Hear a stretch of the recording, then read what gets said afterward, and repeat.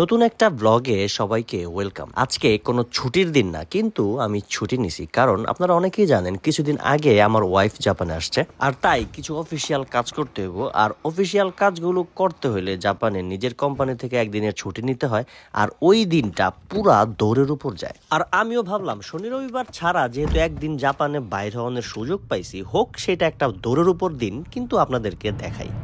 Working ডেতে একদিন ছুটি নিলে নানান রকম বিধি গিচ্ছে, কি তুই কি করবো দিক দিশা পাই না। আয় হায় রে, কারণ সরকারি কামগুলি তো সরকারি যেদিন অফিস আদালত খোলা থাকে ওই দিনই করতে হবে, আর ওই দিন করতে গেলে তো নিজের কাম বন্ধ দিয়ে করতে হয়। আর একদিন পুরো দৌড়ের উপরে মানে জায়গা বিধি গিচ্ছে নানান রকম, সকাল থেকে সন্ধ্যা পর্যন্ত সব কাম শেষ করতে হয় একদিনে। আজকে যাইতে হইব বহুত জায়গায়, যাইতে হইব কই হসপিটালে, তারপর যাইতে হইব সিটি অফিসে, তারপর যাইতে হইব ব্যাংকে, তারপর যাইতে হইব সিমের দোকানে, নানান রকম কাম সব একদিনে করতে হইব। এখন আপনি ভাবতেই পারেন আমি কি সিম কিনতে যাবো কি না। না, আমি সিম কিনতে যাবো না, মানে খাওয়াই না, সিম কিনতে যাবো না। এই শীতের দিনে যদিও সিমের তরকারি হলে একটু খারাপ হয় না, না একটু সিম দিয়া মাছ দিয়া একটু পাতুরি এই তরকারি জায়গা ফোনের সিম আর কি। আর সিম কেউ পাইলে একটু পাঠাই দিন তো, শীতের মধ্যে খুবই উপকার হয় আমাদের জন্য। তো এই আর কি, তো পুরো একটা দৌড়ের উপর একটা গেমসের মতো মিশনটা শেষ করতে হবে আজকের মধ্যে। তো আমি ভাবলাম বাইরে এসে আজারে থাকুন কি আর একটু দেখাই সুন্দর একটি দিন। ওই যে বললাম ওয়ার্কিং ডেতে জাপানে এত সুন্দর ওয়েদার থাকে যে এরকম ওয়েদার পৃথিবীবাসী কখনোই আর দেখে নাই, না এত চমৎকার ওয়েদার। আবার পড়ছে শীত। এই শীতের মধ্যে যখন পুরোপুরি শীত পড়ে নাই, অর্ধেক অর্ধেক শীত, এই শীতের মধ্যে একটা ঝামেলা, সেটা হইতেছে যে কোনো জামা কাপড় পরা বাইরে হইলে ভারী জামা কাপড় সকালবেলা শীত লাগে, দুপুরবেলা লাগে গরম। এখন এই দুপুরবেলায় জামা কাপড় ডিরে খুললা কি করবো, কই থমু, মানে উপরের জামা কাপড় গুলি খুললে আর কি। তো এইরকম একটা হসপিটালে বসছি, হসপিটাল। সকালে ফার্স্ট আওয়ারে আসলাম হসপিটালে, আর হসপিটালে এসে দেখলাম আমি যে ডাক্তার দেখাইতে আসছি উনি আসবেন বিকেলে। তো বিকালে একটা অ্যাপয়েন্টমেন্ট দিয়া তারপর হসপিটাল থেকে দ্রুত এখন যাইতে হইব শিয়াকশোতে, মানে সিটি অফিসে। আমি থাকি তোচিগি প্রিফেকচারের গুনমা সিটিতে। তো গুনমা সিটির যেই শিয়াকশো মানে সিটি অফিস, এটা আমার বাসার একদম কাছেই, বাসা থেকে মাত্র 5-6 মিনিটের দূরত্ব। তো এই যে লাল বিল্ডিংটা দেখতে পারতেছেন, এটা হইতেছে আমাদের সিটি অফিস, মানে আশিকাগাশি শিয়াকশো। তো এইখানে আসছি আজকে কারণ হইতেছে আমার ওয়াইফ যেহেতু জাপানে নতুন আসছে, তো ওর যে রেসিডেন্স কার্ড, সেই কার্ডের মধ্যে ওর অ্যাড্রেসটা লাগাইতে হবে। তারপর ইন্স্যুরেন্স, হেলথ ইন্স্যুরেন্স বা ট্যাক্সেসের বিভিন্ন ধরনের কাজ কাম থাকে, এইগুলার সারতে আসছি আজকে। আর আমারও টুকটাক কিছু কাজ আছে। যারা জাপানে নতুন আসেন তারা কিন্তু অবশ্যই শুরুতেই শিয়াকশোতে আসতেই হয়, মানে সিটি অফিসে। জাপানে যে কোনো ধরনের অফিসিয়াল কাজকর্ম করতে গেলে আপনার একটা রেসিডেন্ট রেকর্ড লাগবে, যেটা জুমিনহো বলে। এইটা উঠাইতে হইলেও সিটি অফিসে আসতে হইব। তাছাড়া বিভিন্ন ধরনের ইন্স্যুরেন্স, এরিয়া ট্যাক্সেস বা নানান ধরনের ট্যাক্সেসের কাজকর্ম সারতে আপনার অবশ্যই প্রথমেই এই সিটি অফিসে আসতে হইব, বা কয়দিন পর পরে সিটি অফিসে আসতে হবে এরকম। তো যাই হোক, জাপানের সিস্টেম সম্পর্কে তো বলার মতন আর কিছুই নাই, খুব সিস্টেমেটিক ওয়েতে সবকিছু হয়। তো খুব দ্রুত এখানে কাজ ছাড়লাম, দ্রুত বলতে গেলে তাও কিছুটা সময় লাগছে, কিন্তু সবই হয়েছে। এখন যেমন হইতেছে ব্যাংকে, তাহলে চলেন। এইটা হচ্ছে জাপান পোস্ট ব্যাংক। যারা জাপানে নতুন আসেন, আসার সাথে সাথে জাপান পোস্ট ব্যাংকে একটা অ্যাকাউন্ট খুলতেই হয়, আর সবাই তাই করেন।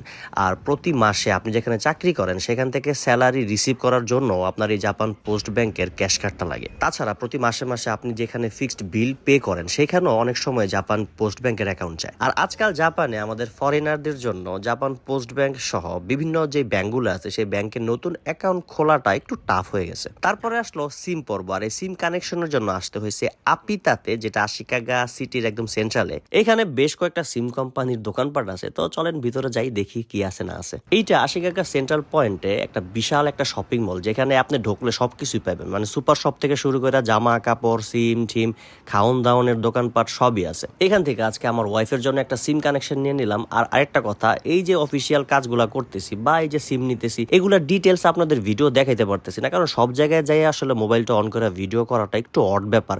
আবার অনেক জায়গায় অনুমতিও থাকে না, তাই ওই ডিটেলসে আপনাদের দেখাই নাই যে এই যে দেখেন সিম নিতেছি, এই যে দেখেন এই কাজটা করতেছি, এই যে এই অফিসার আমার সাইড সিগনেচারটা করে দিতেছে। মানে এই কাজগুলো আসলে আমি ভিডিওতে করি না, আমার করতে নিজের কাছেও একটু আনইজি লাগে। তো যাই হোক, সিমের কাজ শেষ করে এখন দেখি আমার বউ নাই। কিরে, কোন মিহি গেল? হ্যাঁ হ্যাঁ, আমি তো ভুলেই গেছিলাম, এই পুরো শপিং মলটাই তো সব মায়াগো জিনিসপত্রে ভরা, মানে শুধুমাত্র মেয়েদের জিনিসপত্রই পাবেন এখানে, ছেলেদের মানে শপিং করার জন্য কিচ্ছু নাই। আর তাছাড়া শীত আসার আগেই, মানে শীতটা আসলে অনেক সময় প্রচুর পরিমাণে সেল দেয়, আর মায়াগো জামা কাপড়ের মধ্যে আজীবন ভর সেল চলতেই থাকে, যেগুলো আমাকে গুলিস্তানে 150, 200, 300 করে ডাক পারে, এই সেম জিনিসগুলো এখানে বাইরে ভাই কি যে দাম। তারপরও ছেলেদের প্রোডাক্টের থেকে মেয়েদের জিনিসপত্রের দাম একটু কম, এই দিকটা দিয়ে একটু বাঁচা গেছে আর কি। আর যেই দেশে যেমন ইনকাম সেই দেশে জিনিসপত্রের দামপত্র তেমনই হবে, এটাই স্বাভাবিক।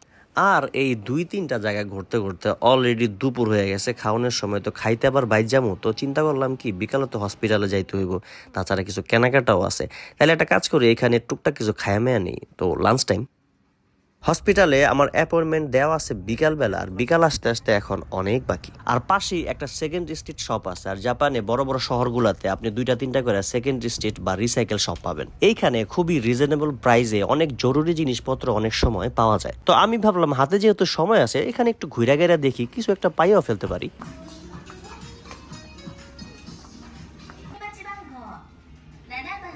জাপানের সেকেন্ডারি স্ট্রিট সবগুলাতে আপনি জামা কাপড় থেকে শুরু করে দৈনন্দিন জীবনের যত কিছু আছে ঘর বাড়িতে যেটা লাগে আর কি, TV, fridge, oven, washing machine, even সব কিছুই পাওয়া যায়। আর এইখানে অনেক ইউজড জিনিসগুলো একদম ফ্রেশ অবস্থা পাবেন, তাই অনেক দামি জিনিসও কম দামের মধ্যে পাওয়া যাবেন। তাছাড়া নতুন অনেক কিছুই এখানে থাকে, যেমন ধরেন এই জ্যাকেটটা এই যে উপরে থুয়ে দিছে, এটা যদি আমার মাগনাও দেয় আর দিয়া যদি কয় যেটা পয়রা একটা হাঁটা দে, তাও তো আমি মাগনা পড়ুম না, কিন্তু এটার দাম 1,09,900 ইয়েন। ভাবা যায়, আল্লাহ রে। তো যাই হোক, আমি এখান থেকে একটা বেন্তো বক্স আর একটা ফ্লাক্স নিলাম, যেহেতু শীত এসে পড়ছে, খাবার দাবার কফি টফি যেন একটু গরম থাকে এই জন্য আর কি। আজকা জীবনটা শেষ হয়ে যেতেছে, তেজপাত হয়ে যেতেছে গা, এমি তেমি অমি তেমি আবার হেমি তেমি, হাই হাই রে। কি করছি কি করছি ও হ্যাঁ না, এটা তো ভুলে যেতেই পারি, মানি ব্যাগটা বাসায় তুই গেছিলাম সকালবেলা, এইটা একটা শুনি, পরে আবার বাইর যায় মানি ব্যাগ আনতে হয়েছে, পরে সকালবেলা বই পরে বাইর হয়েছে একটা সোয়েটার, লাগতেছে শীত, কি কই গরম, পরে আবার এটা খুলে থুইতে হইলো। আরে সকালবেলা সিটি কর্পোরেশনে গেলাম, সিটি কর্পোরেশনের কাম হইলো, তারপরে গেলাম হইতেছে গিয়া ব্যাংকে গেলাম, ব্যাংকের কামও হইলো, তারপরে গেলাম সিমের ওখানে যাইতে যাইতে দুপুর লাগছে, ক্ষুধা, খাইলাম। এখন যাইতেছি হসপিটালে, কিন্তু হসপিটালের ওয়াকু মানে অ্যাপয়েন্টমেন্টটা নিচে হইতেছে গিয়া বিকালবেলা 3টা সাড়ে 3টার দিকে। হাতে যখন সময় আছে বাইরে গিয়ে অনেক কী করুম, যাইতেছি হালাল ফুডের টুকটাক কিছু কিনতে হইব। তো হালাল ফুড থেকে টুকটাক কিছু কিনা, তারপর আবার জাপানিজ সুপার শপ থেকে কিনা মিন্না কি একটা ব্লগ করতেছি, হায় হায় রে, সারাদিন কি করতেছি না করতেছি টিভিতে দেখাম। যাই হোক দেখাই, এর মধ্যে আবার এত বড় আজকে চশমা একটা লাগাইছি, আমার জীবনে আমি এত বড় চশমা পরি নাই। পড়ছি কখনো দেখছো আমার এত বড় চশমা পড়তে? আরেকজনে ক্যামেরা অন করছি, দেখি ওইটা পারলে বাইঙ্গা দরজা মরজালে ওই দাদা যাইতেছে গা। যাই হোক, একটা সুন্দর ওয়েদার, ভালোই লাগতেছে, খারাপ না, সারাদিনের একটা পিকনিক হয়ে যেতেছে গা। লইছিলাম আজকে ছুটি, মনে করছিলাম তাড়াতাড়ি কাম কুম শেষ করে বাইরে একটু ঘুমাম, আবার আজকে বিলে বুনা খিচুড়ি রান্না খাওয়াইতে হইব। যাক খাওয়াই, অনেকদিন হয়েছে রান্ধি পারি না, রান্নাবাড়া তো ভুলেই যাচ্ছিলাম। অক্টোবর থেকে জাপানে অটাম সিজন শুরু হয়ে যায়, আর তখনই কালারটা চেঞ্জ হয়, গাছের পাতা, নেচার টেচার সব চেঞ্জ হয়ে যায়, মাল্টি কালার হয়ে যায় সব কিছু। তো এই দিকটাতে, তোচিকির এই দিকটাতে সবার আগে শুরু হয় নিক্কোতে, ওই দিকটাতে ইয়ামানাশিতেও শুরু হয় এই কালার চেঞ্জ হওয়ার। এখন তো সকালবেলা গরম থাকে, সকালবেলা ঠান্ডা থাকে, দুপুরবেলা গরম থাকে, আবার বিকালে থেকে আস্তে আস্তে ঠান্ডা পড়া শুরু করে। তো এইরকম একদিনে মানে শীত আর গরমের যে একটা তারতম্য, এর লেগে গাছের পাতাগুলি চেঞ্জ হয়, পাতা পড়া শুরু করে। আর ম্যাপেল লিফ, যেটা মোমিজি জাপানিজরা বলে, পুরা মানে সব লাল নীল হয় না, লাল আর হলুদ হয়, তো খালি কালার চেঞ্জ হয়। আর কি যে একটা দারুণ লাগে রে ভাই, কি কমু, খালি অপেক্ষা করতেছি কখন নিক্কোতে ফুল কালারটা আইব, অটাম কালার, আর একটা দৌড় দিন যে এই সুন্দর করে আপনাদেরকে দেখাবো অটাম কালার। চশমা পড়ছি তো এর লাগে শুদ্ধ কথা বাইরেছে মুখ দিয়ে, প্রমিত বাংলা।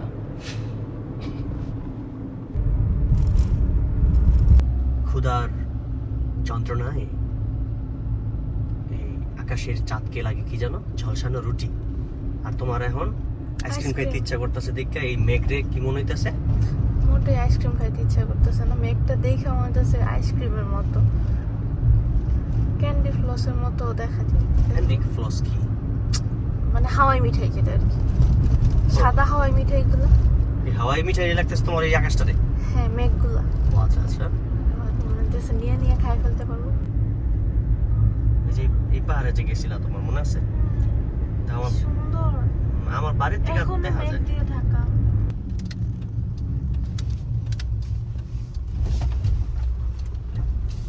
এইটা হইতেছে আশিকাগা হালাল ফুড, যেটা আশিকাগাতেই একটা শ্রীলঙ্কান হালাল ফুড আর কি। হালাল ফুডের পাশাপাশি একটা রেস্টুরেন্ট আছে। তো অনেক ইমার্জেন্সি যেসব জিনিসপত্র লাগে যেগুলো প্রতিদিন খাই, যেমন চাল ডাল, এগুলা যখন হঠাৎ দরকার পড়ে যায় তখন এখান থেকে এসে নিয়ে যায়। যেমন আজকে টুকটাক কিছু কেনাকাটা করলাম।